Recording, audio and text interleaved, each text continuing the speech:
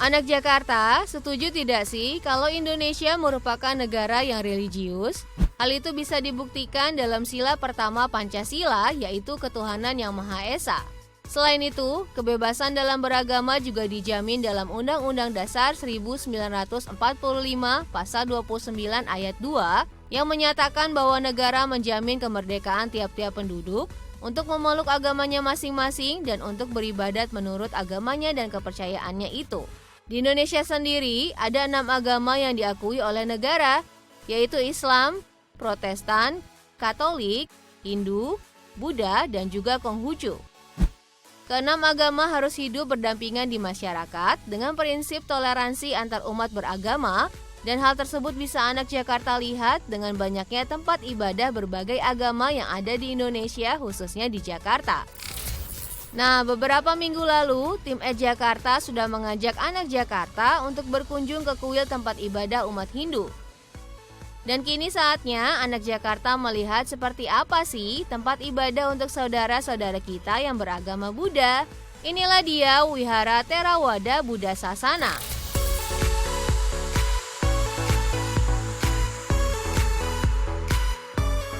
Terletak di kawasan Kelapa Gading, Jakarta Utara, wihara ini memiliki luas 4.000 meter.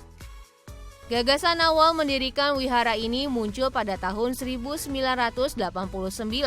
Saat itu Romo R. Surya Widya mendengar cerita dari putrinya tentang suasana belajar agama Buddha di sekolahnya yang dirasa kurang nyaman. Dari situlah Romo Surya bertekad untuk mendirikan sebuah tempat ibadah dan belajar agama Buddha yang layak. Berkat dukungan dari beberapa pihak, keinginan Romo Surya pun terwujud, hingga akhirnya diputuskan untuk membeli sebuah rumah pojok untuk dijadikan wihara sementara. Dukungan terhadap wihara pun terus berdatangan, dan pada 1997, pihak Yayasan Buddha Sasana akhirnya mendapat kesempatan untuk membangun wihara yang lebih besar lagi, mengingat jumlah umat Buddha yang beribadah di wihara terus bertambah. Saat anak Jakarta masuk ke dalam kawasan wihara, kalian bisa melihat lahan parkir yang cukup luas nih. Bangunan Dhammasala atau gedung utamanya pun terlihat megah. Atap gedung Dhammasala dibuat berbentuk joglo atau rumah adat Jawa. Terdiri dari 3 susun atap sebagai simbol dari Tiratana, yaitu Buddha, Dhamma, dan Sangha. Di depan Dhammasala, anak Jakarta bisa melihat beberapa patung yang menggambarkan perjalanan hidup Buddha Gautama. Patung pertama menggambarkan tentang kelahiran Sang Buddha. Buddha Gautama dilahirkan dengan nama Siddhartha Gautama. Sang ibu melahirkan Siddhartha Gautama dengan berpegangan pada dahan pohon sala dan dalam sikap berdiri. Siddhartha Gautama lahir dalam keadaan bersih tanpa noda. Ia pun kemudian berdiri tegak dan berjalan 7 langkah di atas ke-7 kuntum bunga teratai ke arah utara. Setelah berjalan 7 langkah, Siddhartha Gautama lalu mengucapkan kata-kata, "Akulah pemimpin dalam dunia ini. Akulah tertua dalam dunia ini. Akulah teragung dalam dunia ini. Inilah kelahiranku yang terakhir, tak akan ada tumimbal lahir lagi." Patung berikutnya menggambarkan Sang Buddha yang sedang melakukan meditasi di bawah pohon Bodhi. Pada usia 29 tahun, Siddhartha Gautama memutuskan meninggalkan istana, istri, dan anaknya. Ia pergi untuk menjadi seorang petapa yang bertujuan menemukan cara untuk menghilangkan penderitaan atau membebaskan manusia dari tua, sakit, dan mati.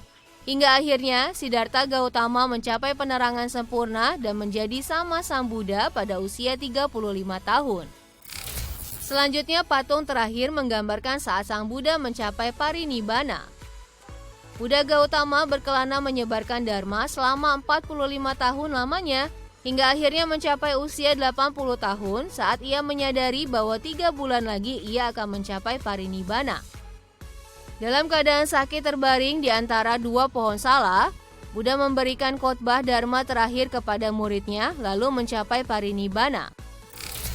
Nah, sekarang kita coba masuk ke dalam Dhammasala ya, anak Jakarta. Di depan Dhammasala, anak Jakarta akan disambut oleh patung Kinara dan Kinari. Kinara adalah makhluk surgawi berwujud setengah manusia, setengah burung. Mereka pandai memainkan alat-alat musik. Sementara Kinara berjenis kelamin wanita disebut Kinari. Kinari ini berwujud wanita cantik dari kepala sampai pinggang, tetapi bagian tubuh ke bawah berwujud angsa. Begitu anak Jakarta sampai di dalam Dhammasala, anak Jakarta akan melihat lampu gantung berbentuk replika 9 naga pandita yang bersayap melambangkan Ibu Pertiwi. Pada lampu gantung tersebut terdapat 33 kuntum bunga teratai yang tiap kuntumnya mempunyai 3 buah lampu, sehingga total lampu sebanyak 99 buah. Ada yang unik dari wihara ini yang mungkin jarang anak Jakarta temui di wihara lain, yaitu fasilitas duduk bagi para lansia yang ada di barisan belakang.